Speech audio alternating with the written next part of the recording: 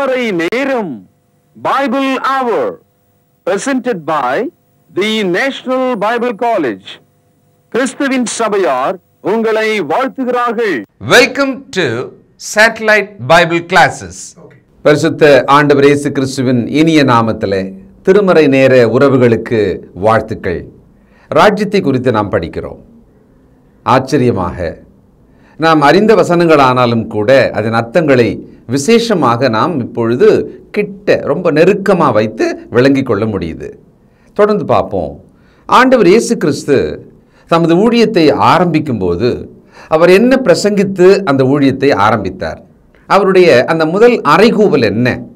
மத்தேயு எழுதின சுவிசேஷம் 4ஆம் அதிகாரம் 17ஆம் வசனம்.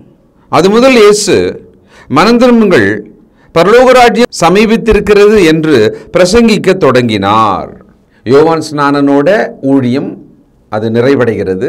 ஆண்டவர் இயேசு வருகிறார். அவர் சோதிக்கப்பட்டார். ஆக்சுவலாக ஊழியத்துக்கு வர்றதுக்கு முன்னால் 40 நாட்கள் அவர் உபவாசமாக இருந்தார். பிசாசினாலே சோதிக்கப்பட்டார்.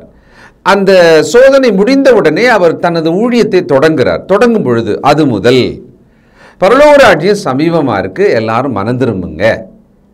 இதுதான் அவருடைய முதல் குரல். மத்தேயு 5ஆம் அதிகாரம் 3. ஆவியில் எளிமையுள்ளவர்கள் பாக்கியவான்கள், பரலோக ராஜ்யம் அவர்களுடையது. அப்போ பரலோக ராஜ்யமானது வரப்போகிறது, சமீபமாக இருக்கு. அந்த ராஜ்யத்துக்குள்ளே எப்படி மனிதர்கள் வரலாம் அப்படின்றத அவர் பிரசங்கிக்க தொடங்கியிருக்கார். பிரசங்கம் பண்ணிக்கொண்டே இருக்கிறார். அதை அப்படியே தம்முடைய சீடர்களுக்கு கட்டளை கொடுத்து நீங்கள் போய் பிரசங்கம் பண்ணுங்கன்னு சொல்லும் பொழுது எப்படி சொன்னார்? லூக்கா 10ஆம் அதிகாரம் முதல் வசனம். இவைகளுக்கு பின்பு கர்த்தர் வேறு 70 பேரை நியமித்து தாம் போகும் சகல பட்டணங்களுக்கும் இடங்களுக்கும் அவர்களை தமக்கு முன்னே 2 பேராக அனுப்பினார். அப்பொழுது அவர் அவர்களை நோக்கி, அறுப்பு மிகுதி, வேலையாட்களோ கொஞ்சம். ஆகையால் அறுப்புக்கு எஜமான் தமது அறுப்புக்கு வேலையாட்களை அனுப்பும்படி அவரை வேண்டிக் கொள்ளுங்கள். ஒரு பட்டணத்தில் நீங்கள் பிரவேசிக்கிற பொழுது ஜனங்கள் உங்களை ஏற்றுக்கொண்டால் அவர்கள் உங்கள் முன் வைக்கிறவைகளை நீங்கள் புசித்து அவ்விடத்தில் உள்ள பிணியாளிகளை சொஸ்தமாக்கி தேவனுடைய ராஜ்யம் உங்களுக்கு சமீபமாய் வந்திருக்கிறது என்று அவர்களுக்கு சொல்லுங்கள். என்ன பிரசங்கம் பண்ணணும்? அந்த பிரசங்கத்தோட கண்டென்ட் என்ன, அதனுடைய சத்தியம் என்னன்றதை ரொம்ப தெளிவாக அவர்களுக்கு சொல்லி அனுப்புகிறார். தம்முடைய அப்போஸ்தலர்களை அனுப்பும் பொழுது இஸ்ரவேலுக்குள்ள போங்க, அவர்களுக்கு ராஜ்யத்தை பற்றி பிரசங்கம் பண்ணுங்க. யோவான் ஸ்நானன் பிரசங்கிக்க தொடங்கினார். ஆண்டவர் இயேசு பிரசங்கிக்க தொடங்கி அதையே தொடர்ந்து பிரசங்கித்துக் கொண்டிருந்தார். எதை பற்றி? ராஜ்யத்தை பற்றி. அப்போஸ்தலர்களை அதை பிரசங்கிக்க அனுப்பினார். 70 பேர் சீடர்களை அதை பிரசங்கிக்க அனுப்பினார். இப்போ நம்ம நல்லா இந்த புதிய ஏற்பாட்டை இந்த கண்ணோட்டத்தோடவே நம்ம பார்த்துக்கிட்டே இருக்கும் பொழுது அதிகபட்சமாக ஆண்டவரின் பிரசங்கங்கள் எல்லாமே தேவனுடைய ராஜ்யத்தை பற்றியதாகத்தான் இருக்கும் என்பதை நீங்கள் விளங்கிக் கொள்ளலாம். ரொம்ப தெளிவாக தெரியும். லூக்கா 10ஆம் அதிகாரம் 10 முதல். யாதொரு பட்டணத்தில் நீங்கள் பிரவேசிக்கிற பொழுது ஜனங்கள் உங்களை ஏற்றுக்கொள்ளாவிட்டால் அதன் வீதிகளிலே நீங்கள் போய் எங்களில் ஒட்டின உங்கள் பட்டணத்தின் தூசியையும் உங்களுக்கு விரோதமாய் துடைத்து போடுகிறோம். ஆயினும் தேவனுடைய ராஜ்யம் உங்களுக்கு சமீபமாய் வந்திருக்கிறது என்பதை அறிந்து கொள்வீர்களாக என்று சொல்லுங்கள். ஏற்றுக்கொண்டவர்களுக்கும் சொல்லுங்க, ஏற்றுக்கொள்ளாதவர்களுக்கும் சொல்லுங்க. ஒரே செய்தி தான், ராஜ்யம் சமீபமாயிடுச்சுன்னு சொல்லிடுங்க அப்படின்றார். லூக்கா 11ஆம் அதிகாரம் 20ஆம் வசனம். நான் தேவனுடைய விரலினாலே பிசாசுகளை துரத்துகிறபடியால் தேவனுடைய ராஜ்யம் உங்களிடத்தில் வந்திருக்கிறதே. தேவனுடைய ராஜ்யம் சமீபமாக இருக்கிறது என்று சொன்னவர் ஒரு கட்டத்தில் சொல்றாரு, தேவனுடைய ராஜ்யம் வந்திருக்கிறது, தேவனுடைய விரல் செயல்பட்டு கொண்டிருக்கிறது. அப்படின்னா என்ன அர்த்தம்? அவருடைய ஆளுகை இந்த பூமியிலே பிரத்யட்சமாக என் மூலமாக நடந்து கொண்டிருக்கிறது. ராஜா ஒரு விரலை நீட்டினால் கட்டளை பிறந்ததாகவும் அந்த கட்டளை நிறைவேறிவிடும். அதுபோல தேவனுடைய விரலினால், அந்த அதிகாரத்தினால் பிசாசுகள் விரட்டப்படுகிறது, ராஜ்யம் இயங்குகிறது, செயல்படுகிறது. பார்த்தீங்களா அப்படின்றார். மத்தேயு 12ஆம் அதிகாரம் 28ஆம் வசனம். நான் தேவனுடைய ஆவியினாலே பிசாசுகளை துரத்துகிறபடியால் தேவனுடைய ராஜ்யம் உங்களிடத்தில் வந்திருக்கிறதே. இப்போ தெளிவாக இருக்கு இல்லைங்களா? தேவன் தம்முடைய ஆவியினாலே அதை ஆண்டவர் இயேசு கிறிஸ்துவுக்குள் முழுமையாக அவரை நிரப்பி அவரை அபிஷேகித்து அதன் மூலமாக பிசாசுகளை துரத்தி அடிக்கிறார், இருளின் ராஜ்யத்தை விரட்டி அடிக்கிறார். அன்பின் குமாரனுடைய தேவனுடைய அந்த ராஜ்யமானது இந்த பூமியிலே ஸ்தாபிக்கப்படுகிறது. அதை நாம இந்த இடத்துல வாசிக்கிறோம். நமக்கு அது தெளிவாகிறது. ராஜ்யத்தை பற்றிய பல ஊமைகளை ஆண்டவர் சொல்லிக்கிட்டே தான் வருவார். குறிப்பாக ஒரே ஒரு சாப்டர் மட்டும் இப்போ எடுத்துக்கோமே. அங்கே பாருங்களேன், எத்தனை முறை ராஜ்யத்தை பற்றி அவர் பேசுகிறாரு. மத்திய 13ஆம் அதிகாரம் தான் விதைக்கிறவனை பற்றி ஓமை நம்ம கேள்விப்பட்டோம் இல்லையா? அதிலிருந்து தொடங்குறார் பாருங்க. 3ஆம் வசனம் 13ஆம் அதிகாரம். அவர் அநேக விசேஷங்களை ஓமைகளாக அவர்களுக்கு சொன்னார். கேளுங்கள், விதைக்கிறவன் ஒருவன் விதைக்க புறப்பட்டான். அது சொல்லிக்கிட்டே வர்றார், நமக்கு தெரியும். 9 முதல், கேட்கிறவருக்கு காதுள்ளவன் கேட்க கடவன் என்றார். அப்பொழுது சீஷர்கள் அவரிடத்தில் வந்து, ஏன் அவர்களோட ஊமைகளாக பேசுகிறீர் என்று கேட்டார்கள். அவர்களுக்கு அவர் பிரதியுத்தரமாக, பரலோக ராஜ்யத்தின் ரகசியங்களை அறியும்படி உங்களுக்கு அருளப்பட்டது, அவர்களுக்கோ அருளப்படவில்லை. 19ஆம் வசனம். ஒருவன் ராஜ்யத்தின் வசனத்தை கேட்டும் உணராதிருக்கும் போது பொல்லாங்கன் வந்து அவன் இருதயத்தில் விதைக்கப்பட்டதை பறித்து கொள்ளுகிறான். அவனே வழியருகே விதைக்கப்பட்டவன். ராஜ்யத்தின் வசனம் பிரசங்கிக்கப்படுகிறது. ஆண்டவர் இயேசு போதித்தது ராஜ்யத்தின் வசனம். யோவான் ஸ்நானன் முன்னறிவித்தது ராஜ்யத்தின் வசனம். அப்போஸ்தலர்கள் பிரசங்கித்தது இஸ்ரவேலுக்குள்ள போயிட்டு ராஜ்யத்தின் வசனங்கள். 70 பேர் போய் அந்த ராஜ்யம் சமீபமா இருக்கிறது என்று பிரசங்கித்தார்கள். ஆண்டவருடைய போதனைகள் எல்லாமே ராஜ்யத்தை பற்றி, அது எப்படி இருக்கும், அது உள்ள நம்ம எப்படி வரணும், அதை நம்ம எப்படி வாழணும், அந்த ராஜ்யம் என்ன ஆகும், இதுதான் அவருடைய பூமியிலே செய்த ஊழியத்தின் பிரசங்கம். ஆண்டவர் என்ன செய்தார்னா அற்புதங்களை வரிசைப்படுத்தி சொல்லுவார்கள். ஆனால் ஆண்டவர் என்ன பிரசங்கித்தார்னு சொன்னால் அதை சொல்கிறதுக்கு நிறைய பேருக்கு முடியாது. அன்பை பிரசங்கித்தார். பொதுவாக அதை விவேகானந்தர் கூட சொல்லிடுவார். உலகத்தில் இருக்கிற எந்த மதத்தவர் கூட அப்படி சொல்லுவாங்க, ஆண்டவர் இயேசு அன்பை தான் பிரசங்கித்தார்னு. ஆனால் அவருடைய பிரசங்கங்களோட கண்டென்ட் என்ன, அவர் எதை பேசினார், எதையெல்லாம் பேசினார், நிறைய கிறிஸ்தவர்களுக்கு கூட அது தெரியாது என்பதுதான் பரிதாபம். மத்திய 13:24. வேறொரு உவமையை அவர்களுக்கு சொன்னார். பரலோக ராஜ்யம் தன் நிலத்தில் நல்ல விதையை விதைத்த மனுஷனுக்கு ஒப்பாயிருக்கிறது. 31. வேறொரு உவமை அவர்களுக்கு சொன்னார். பரலோக ராஜ்யம் கடுகு விதைக்கு ஒப்பாயிருக்கிறது. அதை ஒரு மனுஷன் எடுத்து தன் நிலத்தில் விதைத்தான். 33. வேறொரு உவமை அவர்களுக்கு சொன்னார். பரலோக ராஜ்யம் புளித்த மாவுக்கு ஒப்பாயிருக்கிறது. அதை ஒரு ஸ்திரீ எடுத்து முழுவதும் புளிக்கும் வரைக்கும் 3 படி மாவிலே அடக்கி வைத்தாள் என்றார். 44. அன்றையும் பரலோக ராஜ்யம் நிலத்தில் புதைத்திருக்கிற பொக்கிஷத்துக்கு ஒப்பாயிருக்கிறது. அதை ஒரு மனுஷன் கண்டு மறைத்து அதை பற்றிய சந்தோஷத்தினால் போய் தனக்குண்டான எல்லாவற்றையும் விற்று அந்த நிலத்தை கொள்ளுகிறான். 45. மேலும் பரலோக ராஜ்யம் நல்ல முத்துக்களை தேடுகிற வியாபாரிக்கு ஒப்பாயிருக்கிறது. 47. அன்றையும் பரலோக ராஜ்யம் கடலிலே போடப்பட்டு சகலவிதமான மீன்களையும் சேர்த்து வாரிக்கொள்ளும் வலைக்கு ஒப்பாயிருக்கிறது. ஒரே ஒரு சாப்டர் தான் பார்த்தோம். அதில் எத்தனை முறை எத்தனை விதமாக ராஜ்யத்தை பற்றிய தன்மையை, அதனோட நோக்கத்தை சொல்லுவதற்காக வெவ்வேறு உவமைகள் வழியாக ஜனங்களோட அவர் பேசினார். ஆச்சரியமா இருக்கு இல்லையா? ஆண்டவர் இயேசு கிறிஸ்துவின் 3.5 ஆண்டு கால ஊழியத்திலே அவருடைய பிரசங்கமானது ராஜ்யத்தை பற்றியது தான். இந்த கோணத்தில் இதுக்கு முன்னால நீங்க கேள்விப்பட்டிருக்கீங்களா? அதுதான் எனக்கு தெரியுமே அப்படின்னு கூட இப்போ சொல்லிடலாம். ஆனால் அந்த ராஜ்யத்துக்குள்ளே நீங்கள் இருக்கிறீர்களா? மத்திய 16ஆம் அதிகாரம் 19ஆம் வசனம். பரலோக ராஜ்யத்தின் திறவுகோல்களை நான் உனக்கு தருவேன். பூலோகத்திலே நீ கட்டுகிறது எதுவோ அது பரலோகத்திலும் கட்டப்பட்டிருக்கும். பூலோகத்திலே நீ கட்டவிழ்ப்பது எதுவோ அது பரலோகத்திலும் கட்டவிழ்க்கப்பட்டிருக்கும் என்றார். அப்போஸ்தலனாகிய பேதுரு இயேசு தேவனுடைய குமாரன் அப்படின்னு ஒரு வெளிப்பாட்டை பிதாவானவர் அவருக்கு வெளிப்படுத்தியதை அறிக்கையிட்டார்.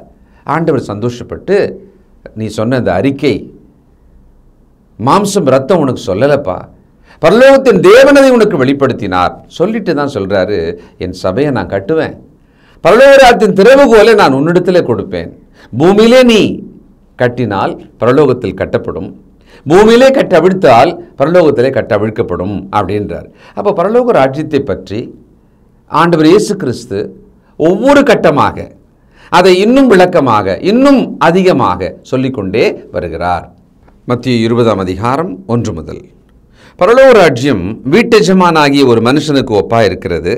அவன் தன் திராட்சை தோட்டத்துக்கு வேலையாட்களை அமர்த்த அதிகாலையில் புறப்பட்டான். இப்போ இந்த ராஜ்யத்தை பற்றி அவர் பேசிக்கொண்டே வருகிறார். அப்போஸ்தலர்கள் கேட்டுக்கிட்டே இருக்காங்க. பின்பற்றின சீடர்கள் அதை கேட்டுக்கிட்டே இருந்தாங்க. அவங்க அதை எப்படி புரிஞ்சுக்கிட்டாங்க? ஆண்டவர் எப்படி சொன்னாரோ அதன் நோக்கத்தை அவங்க சரியா புரிஞ்சிக்கல. அதுக்கு ஒரு உதாரணம்.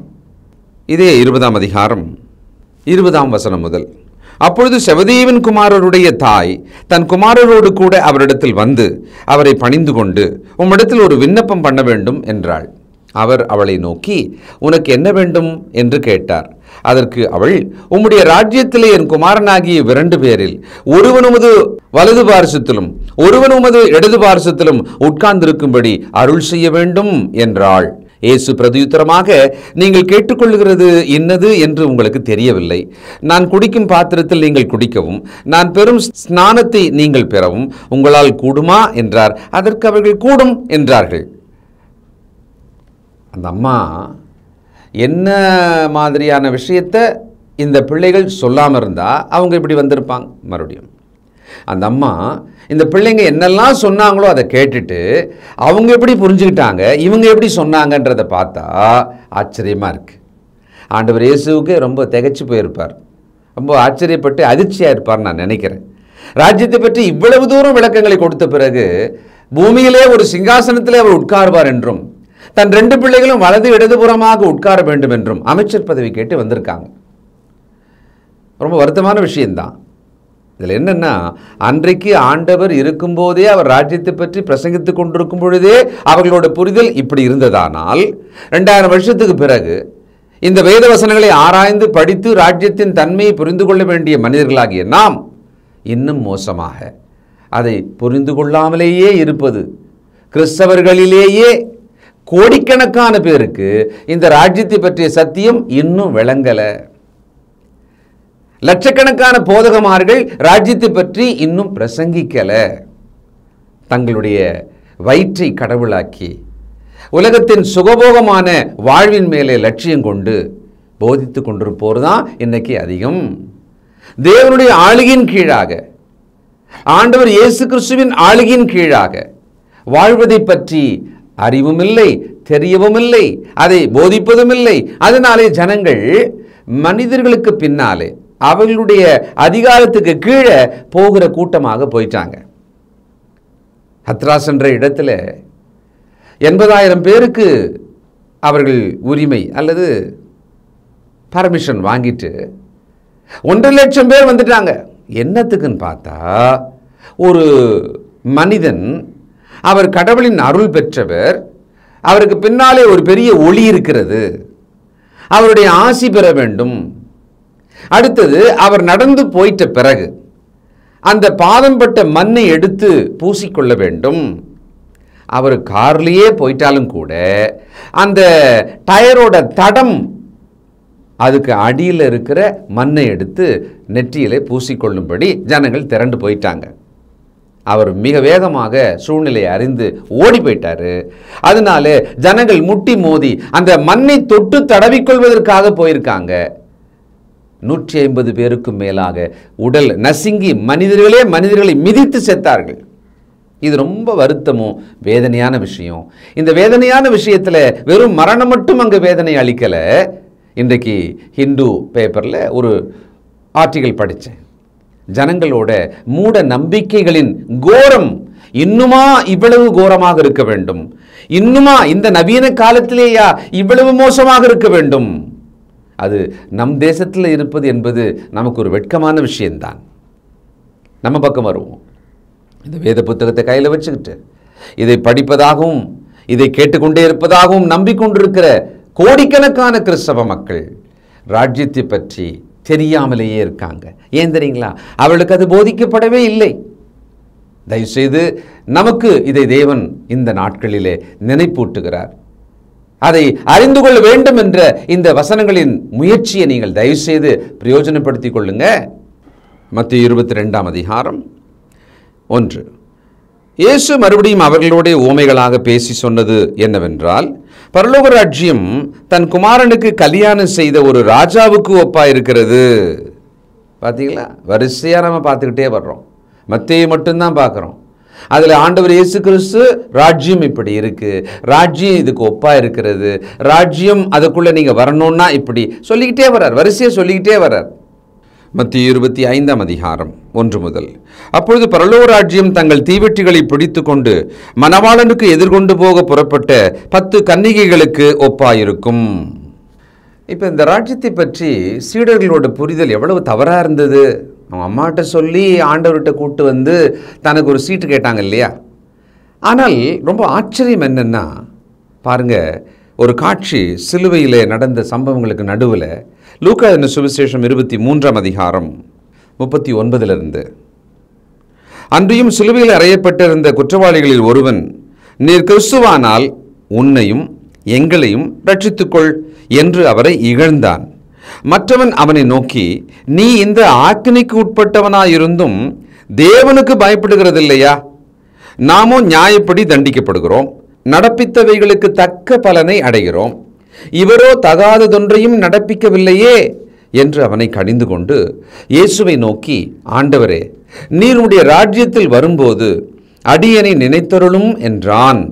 இயேசு அவனை நோக்கி, இன்றைக்கு நீ என்னுடனே கூட பரதீசில் இருப்பாய் என்று மெய்யாகவே உனக்கு சொல்லுகிறேன் என்றார். இதை நாம் படிச்சுட்டு கடந்து போயிடுவோம்.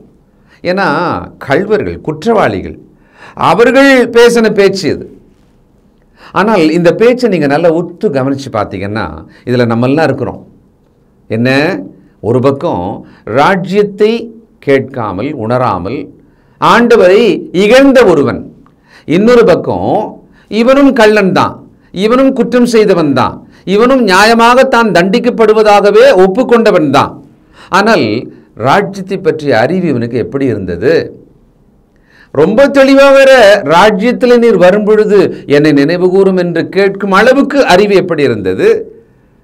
ஒருவேளை பெருங்கூட்டமாக ஆண்டவர் போதிக்கிற சமயத்தில் இவனும் போகிற போக்கில் நின்று கேட்டிருப்பான்னு நான் நினைக்கிறேன். ஒரு பயபக்தி உள்ளவனாக, கர்த்தருடைய வார்த்தையை தேடி தேடி கேட்க வேண்டும் என்கிற ஒரு மனிதனாக இவன் இல்லாதிருந்தும் கூட ராஜ்யத்தை பற்றி அவன் காதில் கேட்டதை உண்மையாக விசுவாசிக்கும் இருதயம் அவனுக்கு இருந்திருக்கு. பார்த்தீங்களா? ரொம்ப ஆச்சரியம். நம்மெல்லாம் வெட்கப்படணும். இந்த கள்வனோட, குற்றவாளியோட கேள்வி பதில்களை பார்த்து நாம் இன்றைக்கு நான் வேதத்தை கரைத்து குடித்தவன், பிறந்ததிலிருந்தே நாங்கள் எல்லாம் கிறிஸ்தவர்கள், பார்ன் கிறிஸ்டியன், நாங்கள் போதக குடும்பங்களாக இருக்கிறோம், வரிசையாக எங்களுடைய பாட்டனார் முப்பாட்டனார் காலத்திலிருந்து இப்படியெல்லாம் சொல்லி கொண்டிருக்கிற குடும்பங்களின் நடுவில் ராஜ்யத்தை பற்றிய சத்தியம் அவர்களுக்கு தெரியவில்லை. அப்படிப்பட்டவர்கள் இன்னும் உணரவில்லை. அவர்கள் ராஜ்யத்துக்குள்ள இருக்கிறோமா இல்லையான்னே தெரியல. 14 வருஷம் படிக்கிறாங்க கத்தோலிக்க மதத்தில், அவர்கள் இன்னும் ராஜ்யம் வருவதாக என்று முழங்கால் படியிட்டு வலிக்க வலிக்க தேவனிடத்தில் கெஞ்சி கொண்டிருக்கிறார்கள். இந்த பூமியிலே தமது குமாரன் மூலமான அந்த ராஜ்யத்துக்குள்ளே அவர்கள் இருப்பதை பற்றி எந்த ஒரு தெளிவும் அறிவும் இல்லாதிருக்கிறார்கள். இதை நாம் கொஞ்சம் கவனிக்கணும். நீங்கள் எப்படி? நம்முடைய உறவுக்காரங்களாம் எப்படி இருக்காங்க? அவர்கள் கிறிஸ்தவர்களாக தங்களை சொல்லிக்கொண்டு நம்பிக்கொண்டு இருக்கிறார்களே, இந்த ராஜ்யத்துக்குள்ள அவர்கள் இருக்கிறார்களா? இந்த ராஜ்யத்தை பற்றி அறிவு அவர்களுக்கு தெரியுமா? இதை நாம் மிக வேகமாக அவசரமாக சொல்ல வேண்டியது அவசியமாக இருக்கிறது. அதனால்தான் நம்ம இதை இப்போ படிச்சுட்டு இருக்கோம். இன்று நீ என்னோடு கூட பரதேசில் இருப்பாய். 3.5 ஆண்டு காலம் பயிற்சி பெற்றவர்கள், உயிர்த்தெழுதலை கண்ணார கண்டவர்கள், பிணங்கள் எழுந்ததையெல்லாம் பார்த்தவர்கள், loaded with the scriptures, kingdom parables, எல்லாம் ராஜ்யத்தை பற்றிய ஓமைகள் எல்லாம் ஒன்று விடாம கேட்டவங்க, ஆண்டவரோடவே ஒட்டி உறங்கி உண்டு இப்படியெல்லாம் வாழ்ந்தவங்க அப்போஸ்தலர்கள். சிலுவையின் கீழே யோவானை தவிர யாருமே இல்லை. ஆனால் சிலுவையிலே அருகில் தொங்கிக் கொண்டிருந்த ஒரு குற்றவாளி, நீர் நம்முடைய ராஜ்யத்தில் வரும்பொழுது எப்படி அந்த அறிவு அந்த மனிதனுக்குள் போனது? கொஞ்சத்தை கேட்டு அந்த கொஞ்சத்தை நம்பி போயிருக்கு. உடனே ஆண்டவர் ஆச்சரியப்பட்டு அந்த வலிவேதனைக்கு நடுவில், இன்று நீ என்னோடு கூட பரதேசில் இருப்பாயின்னு சொன்னாரே. நாம இன்னைக்கு இதுல எந்த இடத்துல இருக்கோம், என்ன நிலைமையில நாம இருக்கிறோம், எவ்வளவு ராஜ்யத்தை பற்றி அறிவில இருக்கிறோம் என்பதை கொஞ்சம் நாம சிந்திக்க வேண்டும். ஆண்டவர் சிலுவையிலே அறையப்பட்டார், மரித்தார், 3ஆம் நாள் உயிர்த்தெழுந்தார். அதற்கு பிறகு அவர் 40 நாட்கள் இந்த பூமியிலே தன்னை உயிரோடு இருக்கிறவராக விளங்க பண்ணினார். அந்த சமயத்தில் அவர் என்ன பேசிட்டு இருந்தார்? அப்போஸ்தலர் நடபடிகள் 1ஆம் அதிகாரம் 3 முதல். அவர் பாடுபட்ட பின்பு 40 நாள் அளவும் அப்போஸ்தலருக்கு தரிசனமாகி தேவனுடைய ராஜ்யத்துக்குரியவைகளை அவர்களுடனே பேசி அநேகம் தெளிவான திஷ்டாந்தங்களினாலே அவர்களுக்கு தம்மை உயிரோடு இருக்கிறவராக காண்பித்தார். 40 நாள் அளவும் எல்லாத்தையும் ரெஃப்ரெஷ் பண்ற மாதிரி தான் இதுவரைக்கும் 3.5 ஆண்டு காலமாக சொல்லி கொண்டு வந்ததை எல்லாம் மீண்டும் அவர்களுக்கு சொல்லி அதை உறுதிப்படுத்தி உயிர்த்தெழுதலை பற்றி அவர்களுக்கு நிரூபணமாக்கி இந்த ராஜ்யத்தின் சத்தியத்தை அவர்கள் விளங்கிக் கொண்டு அதை இனி பகிரங்கமாக உலகெங்கும் போய் போதிக்க வேண்டும் என்பதற்காக 40 நாள் அளவும் அதை பற்றியே பேசினார். தேவனுடைய ராஜ்யத்தை பற்றி நாம் ரொம்ப தெளிவாக புரிந்து கொள்ள வேண்டியது அவசியம். இவ்வளவு காலம், இத்தனை ஆண்டுகள் இதை பற்றி நாம் கேள்விப்படாமலோ அல்லது ஆராயாமலோ இருந்திருந்தால் இந்த சமயத்தை தயவு செய்து பயன்படுத்திக் கொள்ள வேண்டும். தேவனுடைய வசனத்துக்கு உங்களை ஒப்புக் கொடுங்க. ஒரு குழந்தை போல இதை கவனிங்க, ஏற்றுக்கொள்ளுங்க. ஜெபம் செய்வோம். பரலோகத்திலே வாசமா இருக்கிற எங்கள் நல்ல பிதாவே, உம்முடைய வேத வாக்கியங்களை வாசிக்கும் பொழுது அது எங்களுக்கு ஆச்சரியமாக இருக்கிறதப்பா. எங்கள் உள்ளான மனுஷனை ஒளிர்விக்கிறது, எங்களுடைய உள்ளான மனுஷனோட கண்களை பிரகாசிப்பிக்கிறது, எங்கள் ஆத்துமாவை உயிர்ப்பிக்கிறது. அதை நாங்கள் உணர்கிறோம் தகப்பனே. இதை கேட்டுக்கொண்டிருக்கிற மக்களில் இந்த ராஜ்யத்தை பற்றி இதோ நான் இன்னும் உணர்ந்து கொள்ள வேண்டும், அறிந்து கொள்ள வேண்டும், அப்படியே நான் கீழ்ப்படிய வேண்டும் என்று தேடுவோருக்கு தயவாக நீர் இறங்கும் தகப்பனே. அநேக ஜனங்கள் ரட்சிக்கப்பட வேண்டும். கிறிஸ்தவர்கள் என்று நம்பிக்கொண்டு இருக்கிறவர்கள் தெளிவு பெற வேண்டும். இந்த ராஜ்யத்தின் சத்தியத்திலே அவர்கள் தங்களை கீழ்ப்படுத்த வேண்டும். இந்த வசனங்கள் வழியாக உம் ஜனத்தை சந்திப்பீராக. நாங்கள் ஏற்கனவே கிறிஸ்தவர்கள் தான் என்று நம்பிக்கொண்டிருந்தும் கூட அவர்கள் இந்த ராஜ்யத்துக்குள் இல்லாதிருந்தால் அதை விளங்கிக் கொள்ள உதவி செய்யும். எங்கள் உறவுகள் எல்லாம் இதை விளங்கிக் கொள்ள வேண்டும் தகப்பனே. நீர் இறங்கும், ஆசீர்வதியும். இயேசு கிறிஸ்துவின் நல்ல நாமத்தில் ஜெபிக்கிறோம் பிதாவே, ஆமென். தொடர்பு கொள்ள வேண்டிய முகவரி: திருமறை நேரம், 58 சர்ச் தெரு, குமரன் நகர், சென்னை 6,82,000. செல்போன் 9385500882. கர்த்தாவே, தேவர்களில் உமக்குப்பானவர் யார்? வானத்திலும் பூமியிலும் உமக்குப்பானவர் யார்?